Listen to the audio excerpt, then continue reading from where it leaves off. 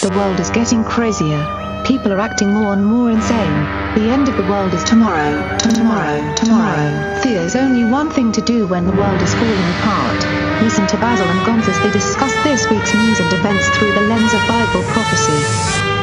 You are listening to Canary Cry News Talk. You're listening to Canary Cry News Talk. Today is August 29th, 2018. This week, cybersecurity rituals and supercomputer riches.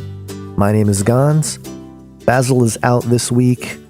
He is on a very intense missions trip in the spirit of Acts 17, where the Apostle Paul went into some pretty pagan territories to share the testimony of Jesus Christ. And hopefully, I have confidence that Basil and those that are there with him won't fall into an Acts 14 situation where Paul got stoned to near death. And I'll leave it there. So I'm going to go solo with this. I have a bunch of stories here lined up, and I will take this as long as it'll go in terms of the regular episode, and then I will keep reading stories that I have on the list here and bringing it to you in the extended report. So bear with me here. There's a lot to get through. But first off, I'm going to jump right into the first story that I have, which is from Wired.com. Why you need a physical vault to secure a virtual currency. And this is about the company Coinbase. If you are involved in cryptocurrencies at all, or if you're thinking about it, this is the most common platform to start turning your fiat into cryptocurrencies. But it's an interesting thing to consider how that company keeps their things secure. So it says here, I am transfixed by the plummeting signal strength on my phone as employees of cryptocurrency exchange Coinbase close the flap of the stuffy silver tent I'm standing inside. The fabric walls enclose a cubic space about 8 feet across and contain mesh that functions as a Faraday cage that blocks electromagnetic radiation. By the time the door is sealed, my connection to the outside world has drained away to nothing. Now the ceremony can begin. Interesting. I'm about to witness an arcane ritual intended to bewitch Wall Street and help it fall in love with cryptocurrency. You may have heard that Bitcoin and other cryptocurrencies set money free. The technology can transfer sums as small as a quarter cent or as large as $250 million without need for a bank, and transactions as irrevocable as handing over cash. Proponents pitch it as an internet-era upgrade from a financial system run on dead trees, 1970s IT infrastructure, and bricks of buttery yellow metal. Which is something you don't think about, that these banks that we trust our money with are running on IT infrastructure from the 1970s, folks. I mean, this is well due for an upgrade, so it's not like this is necessarily the mark of the beast system, although, again, we are moving in that direction as we build this infrastructure, but there is some liberating aspects or qualities of it on the way to a place where we have peace, and then sudden destruction. So anyway, let me keep going here. But cryptocurrencies come with physical constraints of their own. One is an unsightly environmental footprint. The computers known as miners that thrash through tricky math to verify Bitcoin transactions consume as much energy as a small country. Another stem from a great irony. The safest way to store virtual currency is offline in computers unconnected to the internet. To get its depositors Bitcoin offline and then back online, Coinbase has invented an elaborate ceremony to generate encryption keys and prints them out on paper to be hidden in a re-imaging of the bank vault. This is interesting, and they're calling it a ritual. But let's see here. Coinbase is the largest cryptocurrency exchange in the US. It has more than 20 million accounts and looks after billions of dollars worth of Bitcoin, Ethereum, and other cryptocurrencies for its customers. Now it wants to lure billions more from conventional financial institutions such as hedge and investment funds. The company's pop-up Faraday tent and what happens inside is crucial to that offering. Institutional investors are subject to regulations that require them to place customers' assets with a qualified custodian. The Securities and Exchange Commission indicated earlier this year that it is thinking about how to apply this rule to cryptocurrency. Coinbase founder Brian Armstrong wants his firm to be ready. Quote, "There's a bunch of institutional money interested in the cryptocurrency space," he says, "but they need a qualified institution to act as a custodian." Coinbase's shielded ceremony is at the heart of that service. Ownership and control of a digital pile of Bitcoin or other cryptocurrency comes down to possession of a cryptographic key that looks something like this, and it's got the chain of letters and numbers. Every now and then, the company pitches its shiny tent inside a randomly chosen secure location in San Francisco to generate and print out thousands of keys. Quote, "It takes most of a day, and we're in there until it's done," says Philip Martin, Coinbase's head of security. Custody clients transfer their assets to one of the new keys when opening an account. Martin's is not the only team hoping to attract Wall Street's crypto assets. Some institutions already send their Bitcoin to Murray, Kentucky, where a small financial company called Kingdom Trust was early to offer cryptocurrency custody services. Japanese investment bank Nomura stated offering its own in May. Bloomberg reported this month that Goldman Sachs is exploring doing the same. A spokesperson for the bank says the company hasn't decided on its cryptocurrency-related offerings. And it kind of just goes into the rest here. But you get the point here. A couple things. One, that they are looking for an actual custody of the cryptocurrencies to legitimize it. And some people say, hey, it's not real money. Well, if it's not real money, why are these people getting ready to create these systems and what they basically call qualified custodians to look over the cryptocurrency? Well, look, it's as real as the fiat. Let's just put it that way. It's digital, yes, and certainly it's not as tangible as gold, but we already live in a financially digital world. Like most of our bank accounts, again, like I mentioned, are built on infrastructure from the 1970s. That's where our money sits. A lot of people's money, anyway. That's where it sits. And so it's already digital in a sense. This is just a new form of digital money, and it's much more secure in that it is a shared monetary system, at least shared in the sense that, people that have computers and internet can access it and have, a sort of a transactional security by using something like Bitcoin, where it's unable to, you can't double spend and things like that, all the problems that it solves. But of course, we have to stay cautious. And I find it interesting that they would have to do, and again, that's what's really fascinating about Bitcoin that I think most people don't get if you're not into the whole idea of cryptocurrencies and stuff. The most secure way to do it is to save your keys offline. It becomes something where, yes, it's a digital thing, but the security pieces, similar to a password, very much the same as a password, but it's just, it's better to save it not on the internet. And so, that information that is saved offline somehow in whatever form, on a piece of paper or, somewhere written down, or interestingly, just memorized in your head, if you can do that. And most of us have the capacity probably to memorize keys or a certain sequence of words or letters and numbers. If we, practice hard enough and work at it enough, we can memorize those things.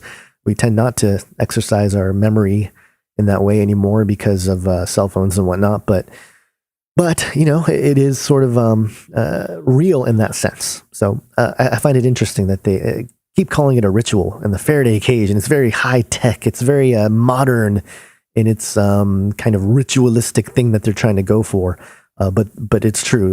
The big banksters and everything else, they've been part of this for a while. I mean, if they weren't part of creating it, they're definitely involved in it, and now it's becoming much more tangible, much more in your face, and it's going to be a reality. And so, this is something we keep an eye on here. We haven't done a crypto story in a while, but here you go. This was something that I thought was interesting because, people that want to have their own private keys and stuff, they can technically do this. They can technically set up a little Faraday cage, of their own and create keys completely offline that has never touched the internet. And there you go. You have something that technically hasn't touched the internet. Information that has never been on the internet that was created and generated by the same processes that it takes to create a Bitcoin address. So interesting thing to consider here. The world of technology, the world of security and money changing right before our eyes, and all leading to probably some level of freedom or redistribution of wealth and a recreation, a rebuilding process. But remember, I always go back to Revelation 13 and the mark of the beast and the image and all these things. And it says the people built an image to the beast, right? The beast does its thing, the Antichrist, the mortal head wound and then the rise again, all that supernatural stuff happens. And then it's the people. They see it. They are the ones who are deceived and they build the image to the beast, right? And so it's just interesting to follow this and keep an eye on it, because ultimately, having power back into the hands of the people is something that we all strive for in this centralized world. And, all the news is political and all the news is in that realm of fighting, against the deep state and all these things.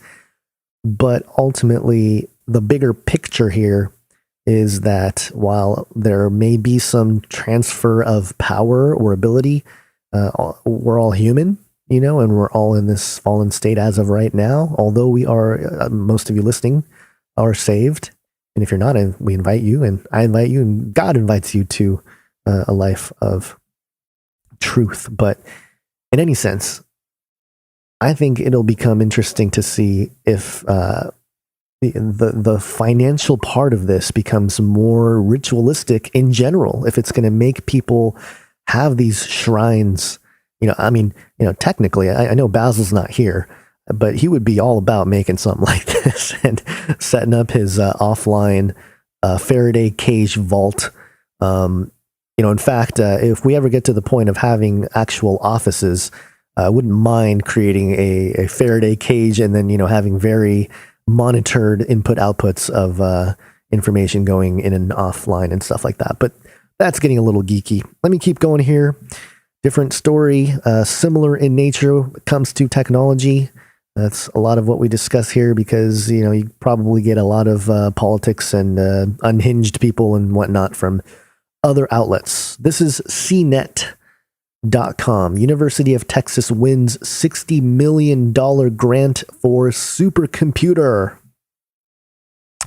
The University of Texas at Austin will soon be home to one of the most powerful supercomputers in the world. The National Science Foundation awarded UT Austin's Texas Advanced Computing Center, TACC, a $60 million grant to buy and operate a supercomputer named Frontera, according to a joint statement Wednesday from the university and NSF.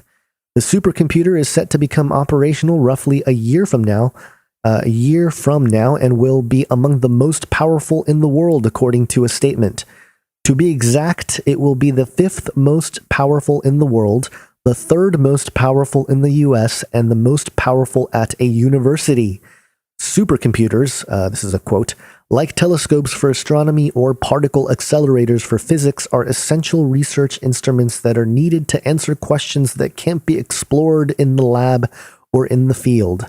Dan Stanzione, executive director of the TACC, said in a statement, Frontera will help researchers study topics like global climate modeling, hurricane forecasting, and particle collisions. Collusions.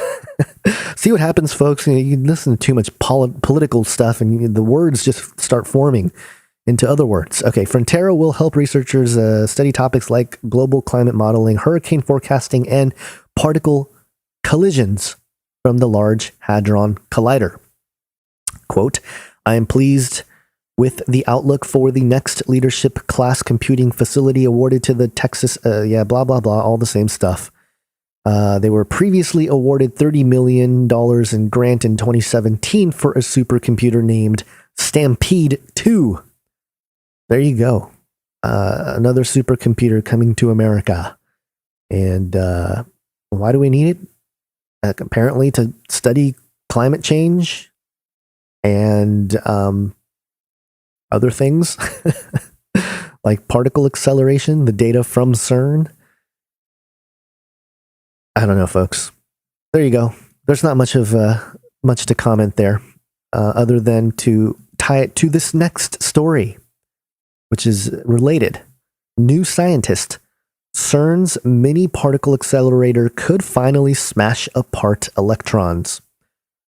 Surf's up. Electrons riding a plasma wave can be accelerated to extraordinarily high energies, which may let us build smaller particle accelerators to smash them up and learn more about the tiniest objects in the universe. The largest particle accelerator in the world, the Large Hadron Collider at CERN, smashes protons by whizzing them around a 27-kilometer stuff that you guys probably already know. The Advanced Proton-Driven Plasma Wakefield Acceleration Experiment, AWAKE, also at CERN, takes a different approach to make the straight line shorter and cheaper. It shoots a clump of hundreds of billions of protons into a tube filled with rubidium atoms that have been stripped with their electrons, forming a plasma. And let me get to the gist of the article here. And it says that, quote, this experiment is a proof of principle experiment at low energy, says Chattopadhyay. If they could make it work at higher energies, then they could have access to new types of particles and particle interactions. It's unknown territory. So, again, sort of reverse engineering some of this stuff and being able to tap into the unknown by having more control over particles and their interactions. Almost sounds like a reality building machine or just I don't know, some people, we talked about opening portals and stuff. It's kind of the same idea if you're creating or opening up a new reality or maybe a new object at the more practical levels here at the beginning, just creating things out of thin air. I don't know. This is weird. This is strange. Another thing we just have to keep track of, keep an eye on, because, we've tracked CERN. You guys know about CERN, all the weird, crazy things going on there. The statue of Shiva, the destroyer out front, and the ancient texts that are, putting glass cases in certain areas and stuff. So, and the ceremonies nearby that they did in the tunnel, all that happened, I guess that was over a year ago now. It's been a couple years. So, and I think the most recent thing we touched on from, I think it was a Canary Cry News Talk episode and maybe an extended report, was one of the artists who made some pretty intense art, showing all the stuff, the CIA and not just the CIA, but just these art pieces that had all these occult implications and talking about all these conspiracies and everything else. And this artist was actually invited to be an in-resident artist at CERN. And I'll leave it there. There's some possible conversations or possible connection to that person to try to maybe get some information or at least get a report from what it's like in there. We'll see what happens. Maybe not now that she's part of the CERN in crowd, at least as an artist. Who knows? But anyway, I'm going to move on to some other topics here about transhumanism. And I guess I'll go with this one first because it'll set up the stage for the actual next one. This is Forbes.com. It's official, the transhuman era has begun. Thank you, John Nosta, who's the contributor here, for stating what we've been saying for like 6 or 7 years, and more people have been saying for decades or whatever. But I guess it's official now that Forbes has said it. It's official. The transhuman era has begun. Don't believe me? Ask Gartner, a recent press release introducing the 2018 version of their well-known hype chart, contained a powerful and unsettling headline, quote, Gartner identifies 5 emerging technology trends that will blur the line between human and machine. I had to read it a couple of times. As you dig a bit deeper into the document, you find another unquestionable reference to this monumental claim, quote, over the next decade, humanity will begin its transhuman era. Biology can be hacked depending on lifestyle, interests, and health needs. Biohacking falls into 4 categories. Technology augmentation, that's one category, I'm sorry. Technology augmentation, nutrigenomics, experimental biology, and grinder biohacking. Now take a deep breath. We have both an event and a timeline that clearly puts transhumanism front and center of our changing world. Over the next decade, yes, a decade, health technologies will emerge as both profound and functional, saving lives, extending lives, and even redefining life. The Gartner report pushes the bounds of our, quote, human sensibilities with the introduction of even a contemporary lexicon that includes nutrigenomics and grinder biohacking. I don't know what that's all about. I don't want to know. I don't know about you, but I had to look them up to get a solid understanding of these terms. Of course, these ideas aren't new, and the brave new world of biohacking, grinder biohacking, is fodder for edgy and future-forward media outlets as well as the nightly news. What interests me is the shift into a more commonplace reference like Gartner report. Their analysis of over 2,000 innovations from quantum computing to augmented reality lead them to choose that fine line between man and machine. It's important and a bold wake-up call to humanity. Beyond the technical realities of human transformation lies another and perhaps deeper concern. Quote, however, questions remain about how far society is prepared to accept these kinds of applications and what ethical issues they create. It's clear that the moral and ethical issues, real and imagined, will be inexorably connected to each other. Further, these emotional hotspots will impact movement forward. The proverbial inflection point chart for human transformation may actually steal the spotlight from the Gartner hype cycle and become the, quote, big idea slide that appears everywhere from Gartner to Meeker to even your PowerPoint slide. What used to be something looming in the future and taking shape only from yesterday's science fiction movies is now a very present reality. It's taking shape at the speed of life. The blurred distinction between man and machine will redefine our world and lives, and it's beginning to take shape in a real and tangible way today. So there you have it. That's Forbes.com. A financial institution, and see, this is where I think the whole crypto idea is interesting, and we definitely need to keep an eye on tying it back to the first story with the cryptocurrencies, because there's a lot of companies that are out there in the crypto space that are talking about AI, that are talking about creating sort of networks and these networks of blockchains that are autonomous, and we've discussed those topics as well on this show. But along with that comes these individual aspects at the cultural level, the medicine and sort of the capabilities that become available to anybody who wants to explore grinder biohacking. Those tools are readily available. They're largely, well, I guess some of it is regulated, but even if they are, much easier to get a hold of some of these things than, maybe your traditional form of weapons, hard weapons, guns and bombs and stuff like that. This is different. This is a different kind of arsenal. And this is where the blockchain conversation becomes very important, because it can prevent in certain ways, if applied correctly, and I'm not saying that this is going to take place, but then this is why, I think we should root for, if we can find companies or we can build ourselves, a way to implement some of these ideas like blockchain in a positive way so that things like biohacking don't get out of hand, and I'm not going to get into any specific example of that, but in general speak, I'm saying that, that there are responsible ways to apply these technologies, and the medicine part of it will become fascinating as well, because if we're talking about, and this is going to happen, they're going to do this over the next decade. They're going to want to put your DNA on the blockchain. And the positive aspects that they're going to try to sell is that, it's going to be secure because only you can access that information, and you can,